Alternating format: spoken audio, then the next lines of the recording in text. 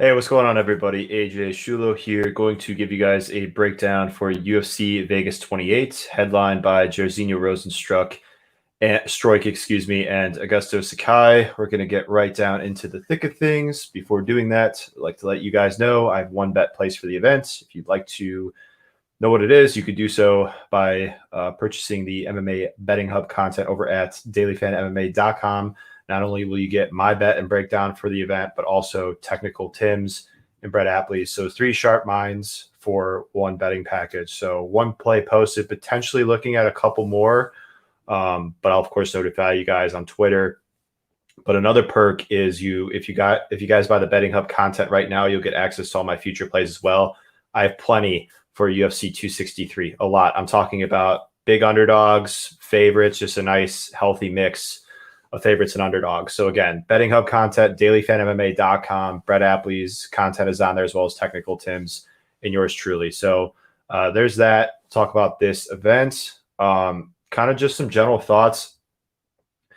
I think it's a pretty interesting card in that, there's a lot of fights that I could realistically make an argument for the underdog.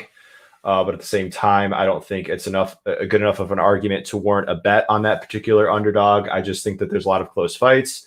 There's just a lot of untrustworthy favorites, some more trustworthy than others, but we'll get right down into the thick of things right now with the first fight of the night. I'm going to screen share away if my screen will let me. So there we go. We got good old Tapology here. Makwan Americani taking on Kamala Kirk. Kirk taking this fight on short notice, taking on the more tested UFC fighter in Americani. Kirk comes from the LFA scene.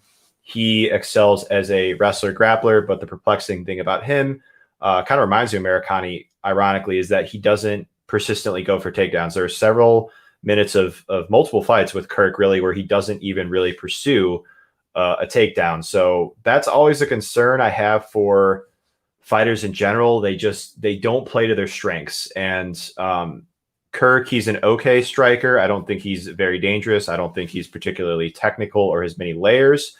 But Makwan is just so unwilling to engage on the feet. I know that Makwan has improved his boxing over the years. He has an amateur boxing background, but he's just unwilling to trade. Makwan wants to stand all the way away, close the distance, set it up with strikes, get the fight to the ground, whether it's via chain wrestling, mainly against the fence. He does go for, shots up in open space, don't get me wrong, but he's much more proficient at them, closing the distance, getting the body lock, and then looking for single legs and double legs, things like that. So what we have here is a fight where I don't think either guy's cardio is trustworthy, so that's pretty much a wash. I think they both excel as grapplers and wrestlers, but I think Makwan has shown me better wrestling, better scrambling, better chain wrestling, that is, has Makwan. And he's just much more tested. I know that he's been on a bit of a skid lately, but I mean, guys, let's look at who it's against. There's that very fabulous Tapology picture of his that is well documented. But I mean, guys, it's Edson Barbosa. It's, Shane Burgos. It's, again, Arnold Allen not too long ago, 4 years ago, actually. And then he's, beaten guys that, are borderline UFC level. So Makwan's kind of that guy where, like, if you beat him, you're like a top 15, top 20 featherweight. If not, you're not, or maybe you don't even belong in the UFC. So my eyes tell me that Makwan's the more skilled fighter, but I don't really trust his cardio in general. I don't think that'll be an issue here against Kirk, who gassed badly against Billy Quarantillo on the Contender Series. Doesn't fight at a high pace, but his lack of output, lack of cardio is definitely enough of a concern that I have about Makwan in general, though he will be my pick to win this fight nonetheless. Next fight, we got Claudio Puelles taking on Jordan Levitt. 2 grapplers here. 2 grapplers are in this fight. Let me get a comment in here really quick from Pillow Fist Brits. What's up, Pillow Fist Brits? What's up? Morning, AJ. Yeah, good morning to you. It's, good evening to me. But hey, different time zones, we make it all work out. So yeah, back to my point here. Both excel as grapplers. I think that Levitt's a bit better of a wrestler. Don't get me wrong. I do think that Puelles has improved his wrestling significantly since his UFC debut. I mean, mainly against Martin Bravo, he was just reaching for a single leg and just trying to grab him down, or throw him down, rather. Against Mariano, he showed better chain wrestling. He showed actually a double leg in open space. That tells me he's improving. He's a young man. As you can see here, 25 years of age. If I could zoom in, Tapology will let me. There we go. 25 years of age. Levitt is also very young at 26. I don't think either is very comfortable as a striker. I think that Levitt is more durable. I think he takes damage better. I don't think Puelles takes damage very at all. He just kind of folded against Martin Bravo there in his UFC debut, and then also nearly finished multiple times by Felipe Silva. I mean, that was one of the better comebacks I've seen in all my years watching mixed martial arts. He just kind of got a knee bar out of nowhere there in round 3 after getting teed off on and nearly finished. So the fight comes down to me, basically. I think Levitt is just a better wrestler. I think he's a bit better of an athlete, and I think he's a better top control grappler, just better with his control, better with his guard passing, better with his finishing ability. I know that Levitt has his issues. I've seen him get taken down easily. I've seen him get reversed on the ground. He doesn't seem, again, particularly comfortable standing. He's not very tested. I get the hesitations that some may have on Levitt. I do have hesitations about him. But this is a matchup where I do agree with him being the favorite, trains at the better camp, Syndicate MMA. It'll be interesting to see who he gets matched up with going forward, but this is a test I believe he passes. I just think that they both excel as wrestlers, grapplers, and Levitt is just a bit better at Puelles at it, to put it simply. So Levitt is going to be my prediction there. Montana De La Rosa taking on Ariane Lipsky. Seems like a pretty clear striker versus grappler matchup here. We got Lipsky as the striker. I think that, just more experience as a striker, a Muay Thai background does Lipsky have, and her superior power and hand speed should help her win the aggregate of the striking exchanges, but she doesn't have very good defense.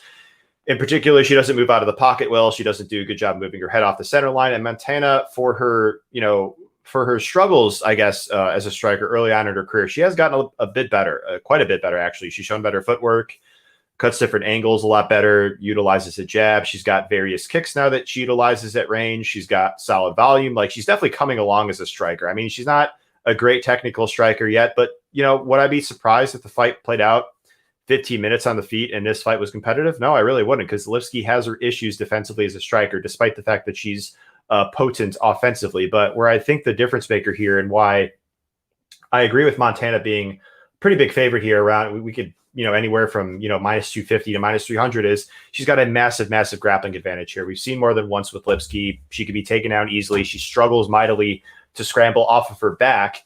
And that in turn has led to her giving up a lot of top control time and her getting finished as recently as her last fight as Antonina Shevchenko. Montana De La Rosa does come from a high school wrestling background. She's a Brazilian Jiu-Jitsu brown belt, trains at Team Elevation. So she has that to fall back on. I expect her to go for takedowns here. Her wrestling isn't elite. Like we just saw that in her last fight against Mayra Bueno Silva. She struggled to take down Bueno Silva against the fence, despite getting, going below the waist on her takedowns. But I do think that she'll be able to take down Lipsky here. Lipsky has just struggled mightily to defend takedowns in her UFC career, right? So, if you're a stats guy, 45%, boom, right there. She was taken down by Shevchenko from a headlock. She lost the scrambles there. She was taken down by Dupuela, stuck on her back. McCann, Calderwood even put in submission attempts. So I tend to think it's a pretty good stylistic matchup for Montana De La Rosa, and that's why I do agree with her being a pretty decent sized favorite. Next fight, we got Alan Patrick, and just to clear things up, my prediction there is Montana De La Rosa.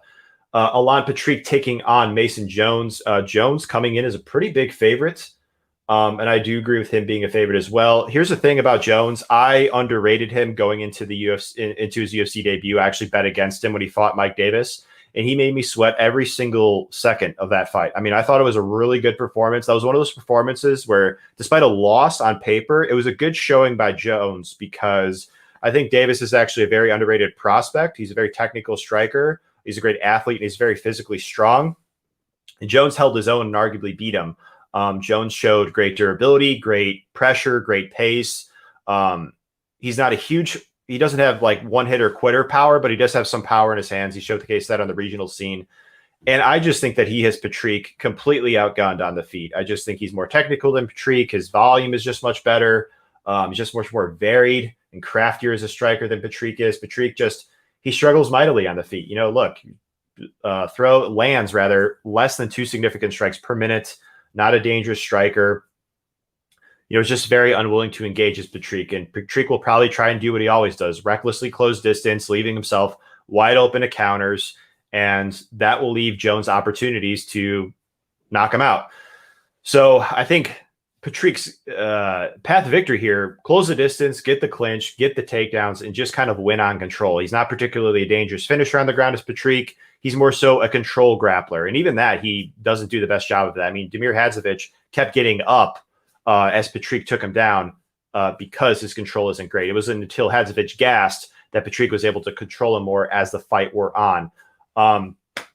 And we've even there's even footage of Patrick just going for takedowns like against Stevie Ray and Bobby Green, and he ends up pulling them on top of him.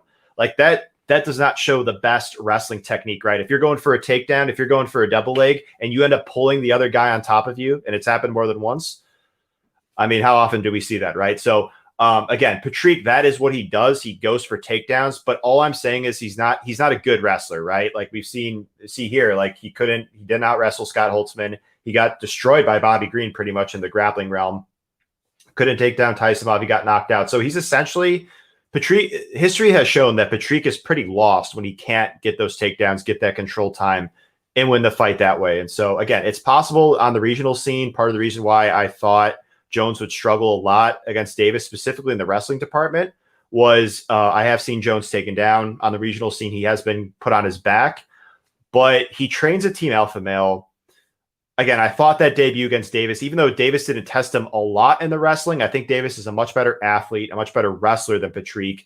And if he couldn't take down and control Jones, I struggle to see Patrick doing that. Patrick's now 37. Jones's career era was pointing up. He's in his early 20s. Again, Patrick 37, coming off not a knockout loss, but 2 fights prior knockout loss. Then he just got completely steamrolled by Bobby Green. He was almost knocked out in that fight twice, by the way. Green just countered him because, again, he rushes in recklessly when trying to pursue the takedowns. He just doesn't set him up. I admire his urgency to get close to the distance, but the way he goes about doing it just isn't the most optimal. So I think Jones probably goes out here and gets a flashy finish, to be honest with you. I think I'm very high on him after that performance. I'm not one of those guys that wants to overreact with one performance, but when you actually consider the career trajectory that Jones is on, his age, who he's training with, just the pace at which he could fight at, I think the arrow is pointing up for this guy. And I thought that was a very good showing by him. So I think he goes out here, gets a finish, and I think he gets his first UFC win. So pick is Mason Jones. Alrighty. Yusuf Zalal and Sean Woodson, two guys I'm not particularly big on their skill sets. Woodson really showed us in that last fight against Julian Rosa that while his boxing is very good, he's very long for this weight class. He'll have a 6-inch reach advantage here. Very good boxing does Woodson have. He's also got good kicks as well. But we've seen, not necessarily in this matchup, I think it's going to cost him, but you can pressure him. You can wear him down. Rosa forced him to get tired in round 2 towards the end there because of the pressure, because of the pace.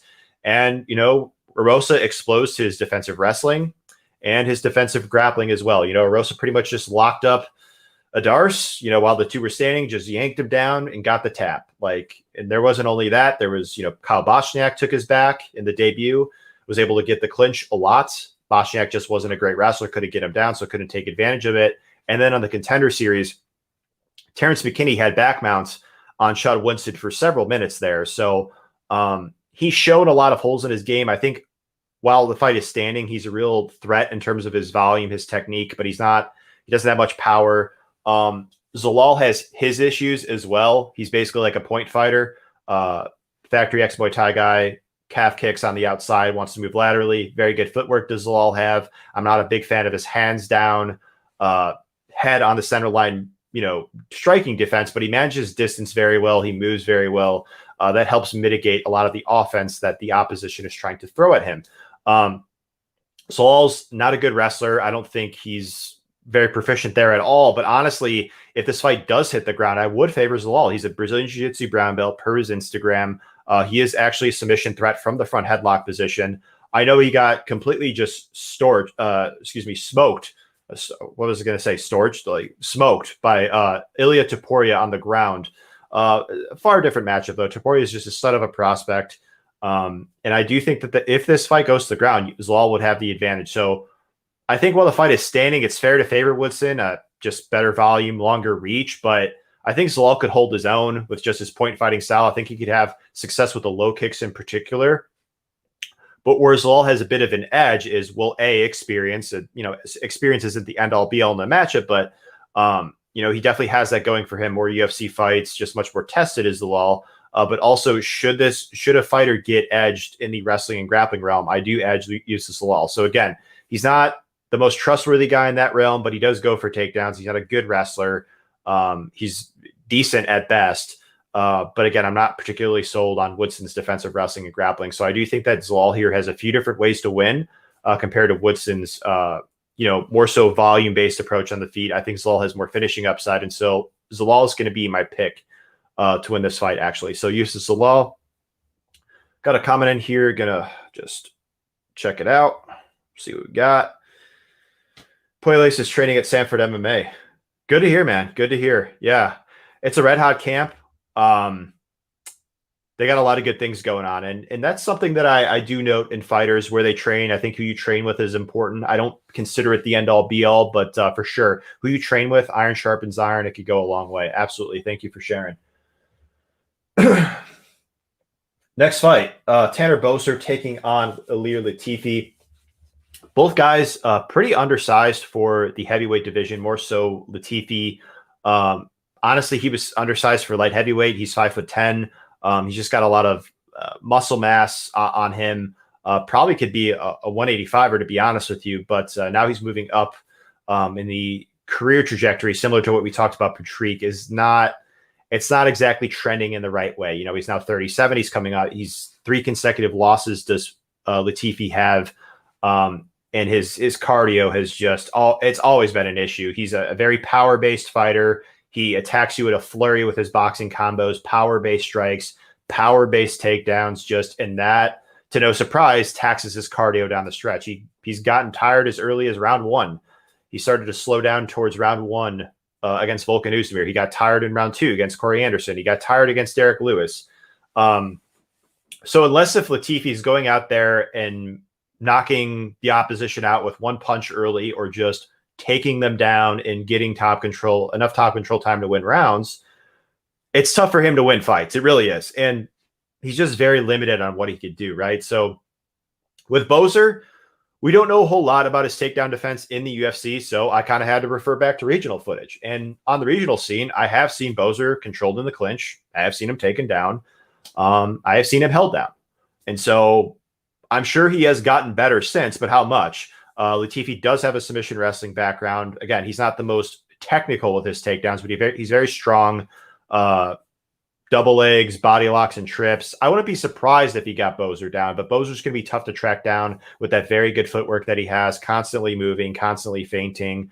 And as we briefly touched about, Boser's going to be bigger than him, a little bit longer, 4 inches taller. And he's going to mainly, implement that point fighting style that he's very good at using. I think he could utilize leg kicks on Latifi, slow him down. Again, straight punches, just kind of dart in and out with shots, and kind of win on the scorecard. So I laid out 2 paths to victory for Latifi. Maybe he knocks out Boser. Boser's shown to be generally durable, but he has been hurt in the past. He's been knocked out once professionally.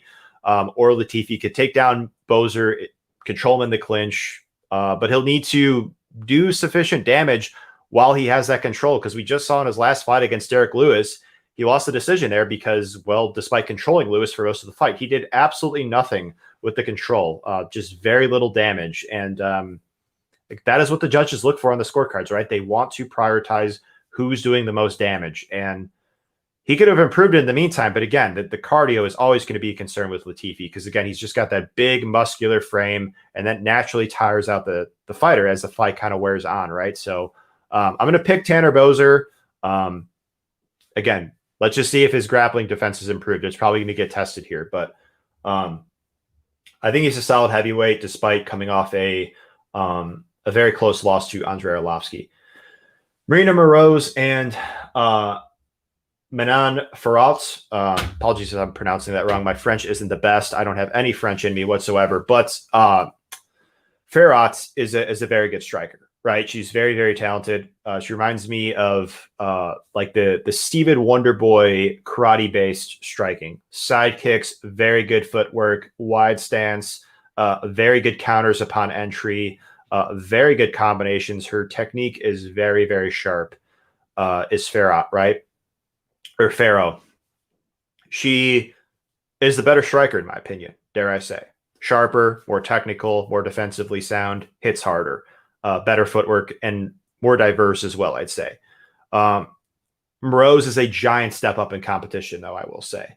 Moroz has been in there with Carlos Sparza, Angela Hill, Joanne Calderwood. She's much more experienced in the UFC and in MMA in general. She's just been fighting MMA for so much longer than Pharaoh. Pharaoh has only been competing in MMA since 2018. And despite the fact that I like what I saw from her in her debut, there is a chance that she doesn't look as good here. Again, I hope I'm wrong about that. She looks good from the eye test, but it remains to be seen. It's a significant step up in competition, and I think the UFC is giving her a fighter like Moroz, who's been so tested, so tough, so durable, to see exactly where Pharaoh's upside is, right? So I think it's going to be, in all likelihood, a striker's battle. Moroz's wrestling historically has shown to be unreliable. Let's check the stats, shall we? So, for instance, Moroz, 18% takedown defense. She really struggled to get down Bueno Silva. I know officially it said she took her down twice, but it was from like caught kicks. You know, Bueno Silva was essentially caught off balance. It wasn't like Moroz got in under her hips and took her down, dumped her with a double leg. That's not what tape showed me.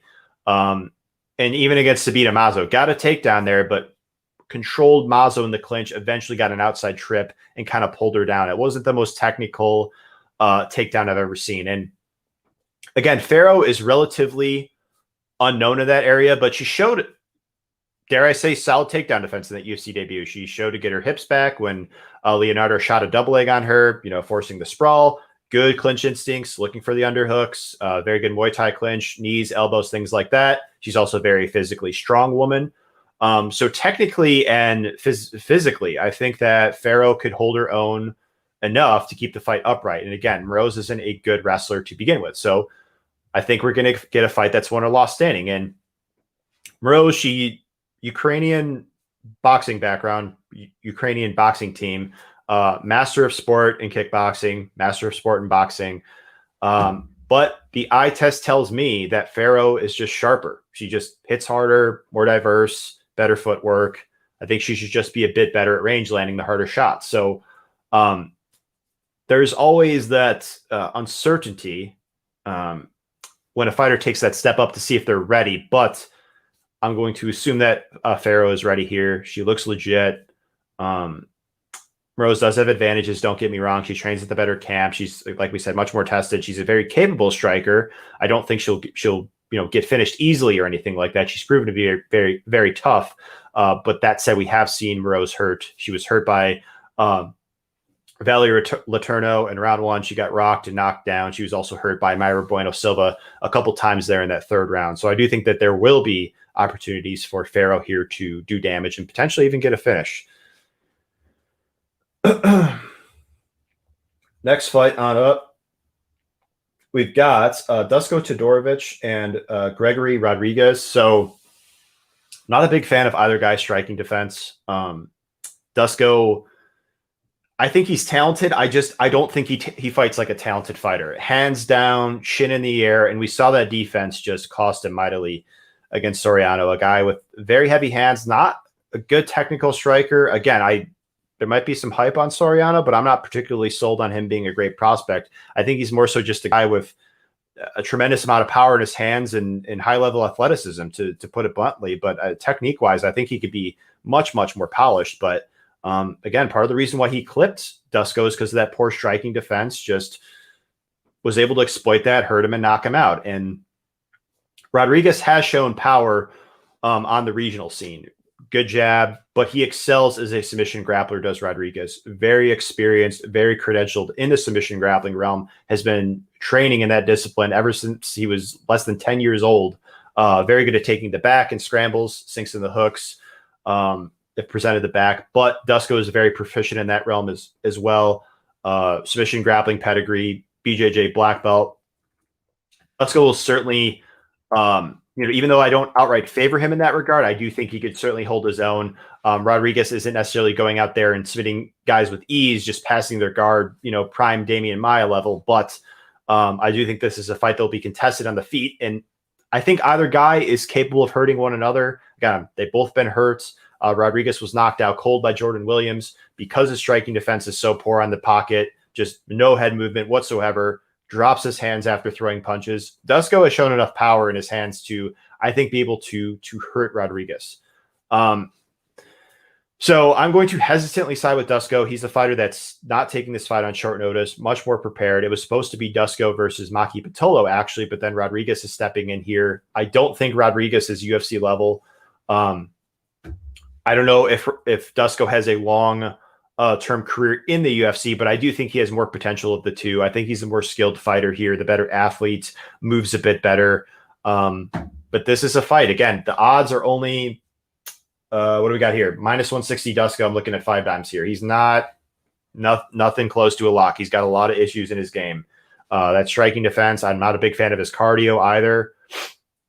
I don't think he's a good wrestler either. Really struggled to take down Ash in the Contender Series. All he really did was control him in the clinch.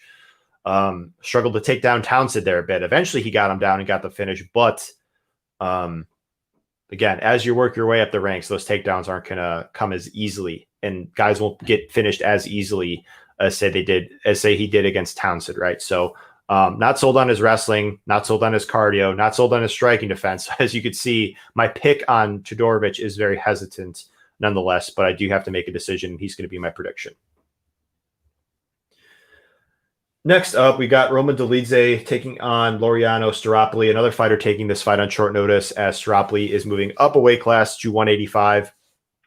Dolidze fought his last fight at 185 against Trevin Giles, but prior to that, he was actually a 205er, and so I do think that Dolidze will have a pretty big physicality edge here. He's also going to have a 5-inch reach advantage, and I do think this is a pretty decent stylistic matchup for Dolidze, to be honest with you, assuming he wants to fight with a good game plan. He trains at the Better Camp. He trains at Extreme Couture with Eric Nixick and company. He is very passive in striking exchanges. Dolidze just wants to stick on the outside, throw low kicks mainly. Don't get me wrong, he'll throw in occasional body kick, occasional head kick, as we saw in that UFC debut against Ibrahima, but just very passive, just very content to stick on the outside, counter upon entry from the opposition, and occasionally go for some takedowns. I do think he's a pretty good wrestler. He's got a double leg. But like, in addition to the low output style, he slows down as the fight progresses. He was very tired there in between rounds 2 and 3 against Trevin Giles. I'm not sold on his fight IQ. I mean, he's in top position against guys and he's just rolling for heel hooks. Like, he's literally just sacrificing. He's just giving them an opportunity to escape from dominant position. Like, again, just like we talked about with Dusko, I hope that this guy has maybe improved or learned from that. And, we see him not roll for heel hooks while he's in top position, but still possibly just continues that trend, right? So we'll see. But he is the more skilled fighter here. I think he's the more technical striker, hits harder. Staropoli will have to make up for it with being light on his feet, throwing more volume, and kind of winning the fight that way. I don't think Staropoli is a long-term fighter in the UFC. He's not a good wrestler. He's not a good offensively or defensively. He's not a good submission grappler, gives up his back often. Pretty much every time after he gets taken down. And it's just like very easy to counter Staropoli, just reckless, will just charge you with like a flying knee or a spinning attack in close quarters. And it just leaves him open to counters, right? So I'm just not sold on the guy, to be honest, with all due respect. I'm not trying to say it to be mean. I'm just trying to say it to be honest as an analyst. I'm not trying to say I could go in there and do a better job than him, but I'm just being transparent, what my eyes tell me, right? So I hope he proves me wrong. I hope he looks good. But when we look at his resume, he just got beat clearly by 2 superior technical fighters in Salakov and Means, and then won 2 very competitive decisions against Thiago Alves, who he was at the very end of his career at that point, and Hector Aldana, who's just not a UFC level fighter. So 2-2 in the UFC is Staropoli, but I just think that Dolidze is more upside. I think he's better in the clinch in terms of his technique, underhooks. Again, we talked about that physicality. He has that advantage. I think Dolidze is the better wrestler here, better grappler, assuming he doesn't roll for those heel hooks. And the striking is relatively close. But again, I wouldn't be surprised to see Dolidze get the best of the striking exchanges because of the reach, because of the superior power, and because of the superior technique. So Roman Dolidze is going to be my prediction. Long-winded, but just wanted to give you guys the full spectrum as to where I'm coming from. Santiago Ponzinibbio and Miguel Baeza. It's a very interesting fight because it's really tough to tell where Ponzinibbio is at, right? Because if he's anything like the guy that we know and love prior to his layoff there with those serious bacterial infections, unfortunately, he's been dealing with a lot of health stuff, a lot of health issues outside the octagon. And then he came back at the beginning of 2021 this year, right? And then he got knocked out by Li Jingliang. He just really struggled to find his footing, find his range. That's kind of his MO with Santiago, even prior to the layoff. He goes out there, he'll start a little slow. He'll try to like measure range. We even saw that in the Nordine Taleb fight. He actually lost round 1 there, but as he finds his distance, as he finds his footing, he is a real threat to, again, utilize his very good technique, his jab, his 1-2 combo, his low kicks. He's got very good power. And as the fight kind of wears on, as he figures you out, he has more and more success. We even saw that in the Neil Magny fight. He eventually stopped him there in the 4th round, a win that aged very nicely. But I got to kind of question where Ponzinibbio is at. I don't know if this is the same guy that, was out there on a massive winning streak, stopping guys like Neil Magny, stopping guys like Gunnar Nelson prior to his layoff. I don't have that answer. So stylistically, I think it's a good fight for him because he is more proven. He is a more technical striker in a fight that I think is going to be won or lost standing. And he's more defensively sound, but Baeza is a guy I really like. He's very talented. I think he's a sharp guy. And I think he's getting better, but it wasn't that long ago where Matt Brown almost knocked him out, right? I mean, Matt Brown wobbled his legs, knocked his mouthpiece out. I mean, like, we all remember him knocking out Brown. Like, that was the end result. I'm not taking anything away from him, but like, Matt Brown almost knocked him out, right? So if Matt Brown can knock him out, like, if Santiago, if he's anything close to that guy pre-layoff, I think he could as well.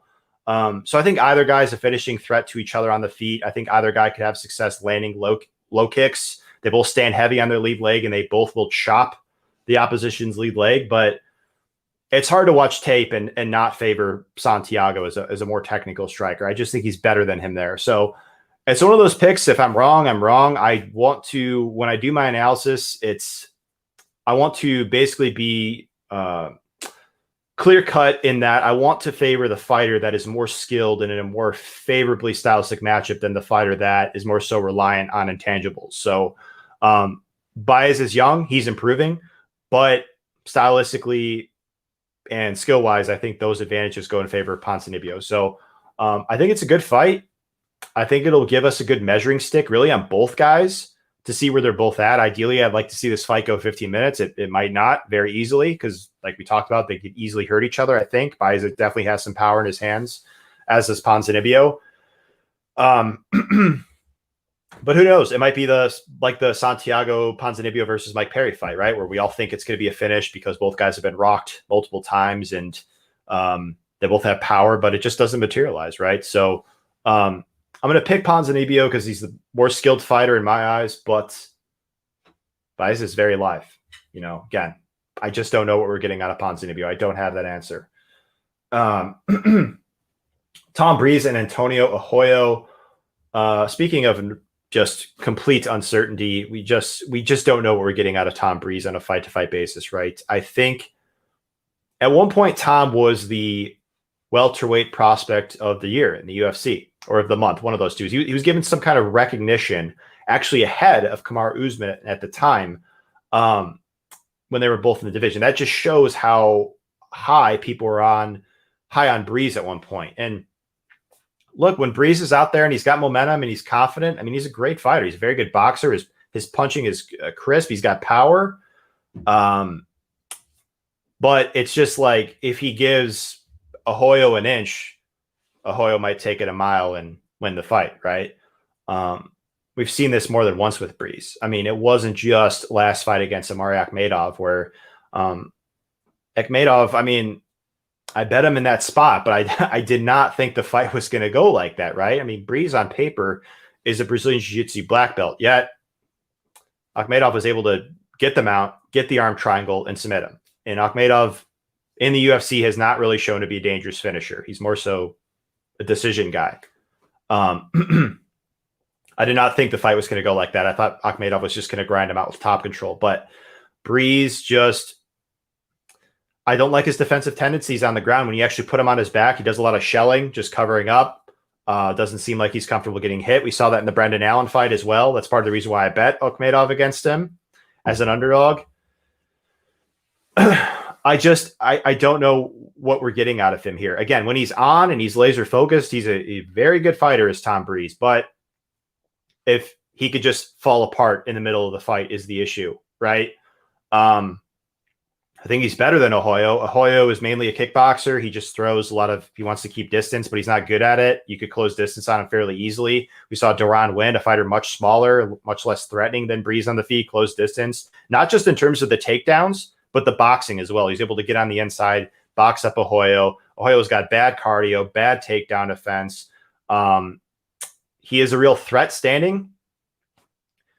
I don't know, maybe he hurts Breeze. It's possible, I guess. Breeze hasn't shown a chin issue, but Akhmedov was able to box him up a bit with a flurry on the inside. Again, Breeze on paper is a very skilled fighter, but he doesn't always fight like one. So you guys know by now I'm not super big on intangibles. Like I factor them into my handicapping process, but I don't look at them and go, these are the intangibles. This is the end all be all of the matchup. I tend to think the skill level and the stylistic matchup is more compelling. And maybe I'm wrong on that, but I just want to I want to have process to how I handicap these fights, and that's just how I operate. So I'm picking Tom Breeze because he's the better fighter in my eyes, but do I want to bet him at this price? Absolutely not. Because like we talked about, he could fall apart. And I know Ohoyo doesn't pose the same, at least on paper, he doesn't pose the same threats as Allen and Akhmedov did in terms of a guy that could get Breeze on his back and either finish him with ground and pound or submit him. But it's just hard to tell, right? Because even though those guys, Allen and Akhmedov, for as skilled as they are, they shouldn't be finishing Breeze that easily on the ground because of Breeze's submission grappling pedigree. Black belt, actively competes in grappling. They shouldn't be able to do that as easily. Again, I'm not taking anything away from Allen and Akhmedov. Those are good performances by both of them, but it was how they won, right? So that's where I'm at. Pick is Breeze, but no way would I bet him at these odds. Francisco Trinaldo and Muslim Salakov. So one thing I like to do in my handicapping process is I think wins and losses are definitely something that's noteworthy, but I want to more so put more emphasis on how the fighter looked in the actual performance rather than just looking at what happened in the win-loss column and assessing the fight that way. Because Francisco Trinaldo came away with a win last time against Jai Herbert, right? He won the fight, fair and square. But he did not look good there. To put it bluntly, I thought he kind of showed his age. He's now 42. He lost the second round from grappling against Herbert. That shouldn't happen. Prior to, me doing my film study, I've seen Herbert show a lot of holes defensive wrestling and grappling wise on the regional scene, yet he was able to control Trinaldo on the ground. Trinaldo had some success against him in round one, but Trinaldo was slowed down in the second round, got put on his back, got back mounted, and lost the second round. And beginning of the first round, Trinaldo found the knockout shot, and kudos to him. But had he not found the knockout shot, the fight wasn't going well for him. So Trinaldo's this guy, similar to Romero. He's like the ageless wonder, right? He's in his 40s now, and he's still winning fights. And he's always been as tough as they come. He's never been knocked out in his pro career. He's been rocked. Like, he got rocked against James Vick. He got rocked against Herbert. He got rocked against Kevin Lee. But he's been historically tough to actually finish. That said, it was hard for me to watch tape and not think that he struggled mightily against Herbert at range. I know Herbert had a huge reach on him, but Salakov, he's the king of Kung Fu. Very good striker. Fights very well at range. A lot of kicks, counter strikes, hits very hard. Technique is sharp. Range management is on point. Salakov, I think, has a pretty significant advantage standing just much more technical, sharper, hits harder, more defensively sound. He should be able to kind of pick apart Trinaldo at range. And it'll be on kind of Trinaldo to close that distance, get the takedown, and kind of get Salakov on the ground and take his back and submit him like Garcia did. I think Salakov's takedown defense has gotten a lot better, and even against Alex Garcia didn't take him down with ease. He actually struggled mightily there. Garcia no longer with the UFC. Very physical guy, though. Definitely struggled mightily to get those takedowns. And now we got to consider Trinaldo's a guy, it's a former 155 or moving up to 170, right? He said in his post-fight interview, his body just wouldn't, allow him to make that cut to 155. And part of it is because of the age, right? So it's not that he's not trying or he's not a professional or anything like that. Clearly he's trying. Clearly he's a professional if he's fighting this far into his career. But sometimes the body just says no mas, right? So it's going to be that dynamic, right? Like if Trinaldo gets this thing to the ground, he has an advantage. He's a Brazilian Jiu-Jitsu brown belt. I'm not sold on Salakov's submission grappling, though it did look a bit better in the glimpses we've seen against Dos Santos. Scrambling wise, he didn't give up his back. He, went for an underhook. He turned into Dos Santos. He made a conservative effort to, play it safe, not make any sort of technical mistakes against the Brazilian Jiu-Jitsu black belt against Dos Santos. But again, it was just about 30 seconds or so after Dos Santos rocked Salakov in that fight. So it's going to be on Trinaldo to close that distance. And I just think that he's going to be running into counters here. And I think that Salakov probably knocks him out. So Trinaldo's got a clear grappling advantage, but I just don't. It's just a matter of will his wrestling be good enough while he's got gas in the tank? Because again, we got to go back to that cardio to get the takedown, get the fight to the ground, and maybe finish Salakov. So I'm going to pick Salakov to win. Guy I think is much closer to his prime. I get it. You can make a very good argument that he didn't beat Dos Santos last time out, but again, going back to how he actually looked, I didn't think he looked atrocious. He got hurt a couple of times by Dos Santos. So maybe Trinaldo hurts him, but again, striking wise, technically, he still looked as good as ever. He's getting better, specifically in that defensive grappling, defensive wrestling realm. So my pick is going to be Muslim Salakov. Got some comments in here. Noah, what's up, Noah? Rogue, Strummer. Okay, you guys are giving each other a shout out. I love it. BP, what's up? What's good, AJ? What's good, BP? Yeah, man, thanks for joining. Love you guys for hanging out. Noah, again, over under 80 strikes in this one. Ooh, I missed you, man. I'm sorry. Was it what time we got here? It was this fight. Oh, so I caught you at a perfect time. This fight, I could see it going under. Would it be something I want to bet on? No. But I could see it going under. And I kind of get where you're coming from there, right? It could be a passive just decision, just counter striking, or it could just end with a quick knockout, in which case no strikes would really be accrued there, right? Noah again, Brandon Phillips, you guys are just having a little chit chat. I love it. Keep it up, guys. Awesome. Love it. Yeah, so we're back. So we got to go back to the co-main event, right? And this is one I'm actually very interested to talk about because we got Tybura and Harris, right? Where both guys are kind of on opposite momentum paths, I'll just say, right? Like one guy here in Tybura, pardon that, Tybura here has won 4 fights in a row, right? He's won 4 fights. He seemed to have turned a corner, right? It wasn't that long ago where he was getting knocked out rather easily.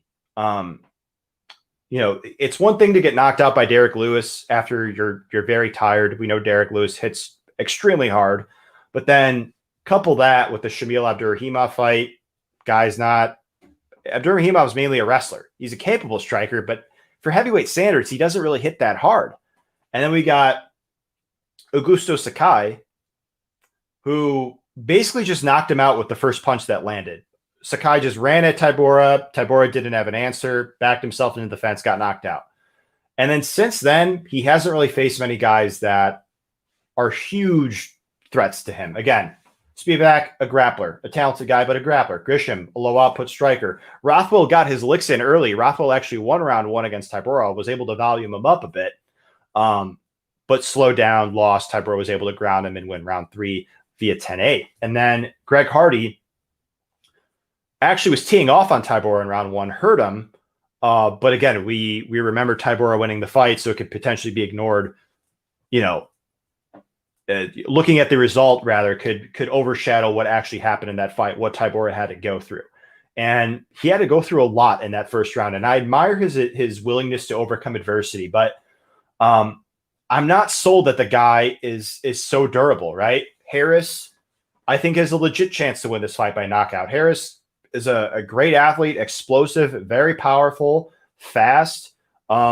He will have opportunities here to close that distance, hurt Tybura, and potentially knock him out. If that doesn't happen, I think Tybura wins. I just trust Tybura's cardio down the stretch. He hasn't shown to be the most reliable guy in terms of cardio. And he also is the guy that has a better volume. Harris does not fight at a high pace at all. His volume slows down significantly as the fight goes on, right? So, like, let's look at the Andrei Arlovsky fight. He landed 24 significant strikes in a fight that went 3 rounds, right? A fight that went 3 rounds, he landed 24 significant strikes. And I know Arlovsky at this point, he's like a slick, savvy veteran, doesn't want to engage in the pocket too much. But then if you look at all the other fights, he hasn't topped any more. We're looking here, 33 significant strikes in the decision against Shamil Abdurakhimov was the most amount of volume he landed in his UFC career, right? So he's not, I know that Tybura's not a volume machine, but he's shown much better volume, 94 significant strikes. Even here, 41 significant strikes against Stefan Struve. That's a 5-round fight. Take it with a grain of salt, but 127, right? So Tybura's strikes won't come with as much power, but he does have more variety as a striker, specifically with his kicks. He could switch stances on you, Ken Tybura. It's not as if, like, if this fight goes past round 1, I do think that Tybura could get his licks in on the feet. I do think he could win those striking exchanges. I'm not as confident in Tybura winning the striking as I was Volkov. I actually bet Volkov against Harris. But assuming that Tybura escapes the first round, I think he could win the striking exchanges. That wouldn't surprise me. But where Tybura really has an advantage here is the wrestling and grappling realm. He has shown more willingness to go there, especially if Harris is very tired. I think that Tybura could get a finish of his own. He's a Brazilian Jiu-Jitsu black belt. Again, not the most dangerous finisher in the UFC, but just like we saw against Greg Hardy last time out, if you give him no resistance on the ground, just kind of cover up or don't have much cardio, I do think that Tybura has some finishing upside here in top position. It wasn't too long ago where Alistair Overeem got Harris down, almost finished him in round 1, and then proceeded to finish him in round 2 after Harris gassed. We've seen Harris taken down easily in the past. He was taken down easily from a singling by Fabricio Verdum, guy that's a great Brazilian Jiu-Jitsu practitioner, but not a good wrestler at all. Alistair Overeem took Harris down. So Tybura certainly has potential here to get this fight to the ground, get top control time, and even get a finish. So I laid out a path victory for Harris. He could win by knockout early, but if he doesn't win by knockout early, I think that his win equity goes significantly down. So I'm going to side with the guy that has got more paths to victory here in Marcin Tybura. Let's do the main event. Why not? Rosenstruck and Sakai. So, pardon that. So two kickboxers, right? So Sakai, more of a Muay Thai guy, hands up type of deal, linear, vertical movement with his arms. Rosenstruck, more of a traditional kickboxer. Rosenstruck's got north of 80 professional kickboxing fights. He's very skilled in that realm as Rosenstruck. Rosenstruck, obviously much more proven resume. He's knocked out guys that, in my opinion, beat Sakai. It's factual that Overeem beat Sakai, but for sure Rosenstruck knocked out Overeem, and even against Andrei Arlovsky, he knocked out Arlovsky basically with the first punch that landed, whereas Arlovsky, and again, this is coming from a guy that bet Sakai against Arlovsky. I thought Arlovsky beat Sakai. He was just way faster than him. Won the fight, I thought, on points. So Rosenstruck, I think he's got better technique. He's got better, more power, superior power. And he's got the more proven resume. But the thing that holds me back on betting Rosenstruck, despite all these things that I like about him in this matchup, is he is so content to be the counter striker here. And I'm not trying to hate on his style or anything like that. I'm just trying to say it from a standpoint of as a betting man. I would want him to be a bit more willing to throw offense. And I know that it's very difficult to do that against a guy like Cyril Gane, who is just faster than him, longer than him, doesn't throw in combinations often to even give Rosenstruck that opportunity of throwing those counter strikes back with frequency. But Even against, Alistair Overeem, he was losing that fight pretty much up until he landed the KO shot there in round 5. Same thing against Junior Dos Santos, arguably losing that fight up until the KO shot. So he's just very content to be the counter striker. When he wants to initiate offense on the outside, Rosenstruck, he'll do leg kicks. That's really it. Not a consistent jab. It's just leg kicks and him waiting for you to enter the pocket, and he'll counter you with 1 strike, 2 strikes, or he'll counter you with a flurry if you say leave the pocket. So I've never been that high on either guy. I think that they're both actually very flawed, both as defensive wrestlers, defensive scramblers. We saw that with Sakai in his last fight. And I think that their striking defense could be much improved. Neither guy does a good job moving their head off the center line. Granted, they're both durable, very durable at that. But I just think that Rosenstruck, again, another advantage I think he has going for him is he's just a little faster than Sakai. One thing that stuck out to me with Sakai against Arlovsky, and not just that, the Ivanov fight. Ivanov was faster than him as well. Ivanov was able to close distance on him, land some boxing combinations, do some damage. And that was another fight where, despite me betting Sakai, I thought that Ivanov beat him. So take that for what it's worth. But I'm trying to say that because, to be honest, I have overrated Sakai in the past, and he's just a very slow compared to Rosenstruck. Again, better technique, better power does Rosenstruck have, more proven resume. So that is my reason for picking Jairzinho Rosenstruck here. I think he's got those advantages, but again, his law put style makes me nervous. Sakai's definitely more willing to throw and land punches, but with that style, that will create more opportunities for Rosenstruck to counter. He doesn't have to worry about a guy who's as fast as, say, Cyril Gane or is technical here. So in a nutshell, this is a much better matchup for Rosenstruck than Gane was, and certainly Ngannou, as if that needs to be said, right? But yeah, Rosenstruck's going to be my prediction. I'm going to run through the picks one more time. I had a request in the comments last time, so I'm going to do that for you guys, just in case if you're, say, tuning in now and don't have time to go back. But pick for the main event, and I'm going to go main event on down. I'm going to go Rosenstruck. I'm going to go Tybura, Salakov, Breeze, Ponzinibbio, Dolidze, Todorovic, Pharaoh, Bozer, Zalal, Jones, De La Rosa, Levitt, and Americani. And if you want the breakdown, feel free to go back. This is only a little over 50-minute podcast. And I'll conclude it. Yeah, thank you guys so much for tuning in. I really appreciate the support.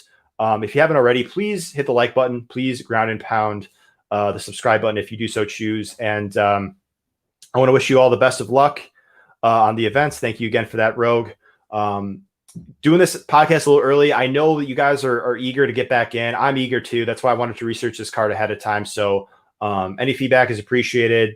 Time off. I wanted to get back to work. Got this UFC card. We got UFC for about 4 consecutive weeks, and we got a Bellator card, 2 Bellator cards in June. So even though we got a bit of a hiatus here, we're going to be kicking right back off starting next Monday. Good time to be an MMA fan. And we all could use a little bit of a break, right? Again, this is great, but it's sometimes good to just sit back, unwind, rejuvenate, and get excited for the next thing. So I want to thank you all very much for tuning in, and best of luck.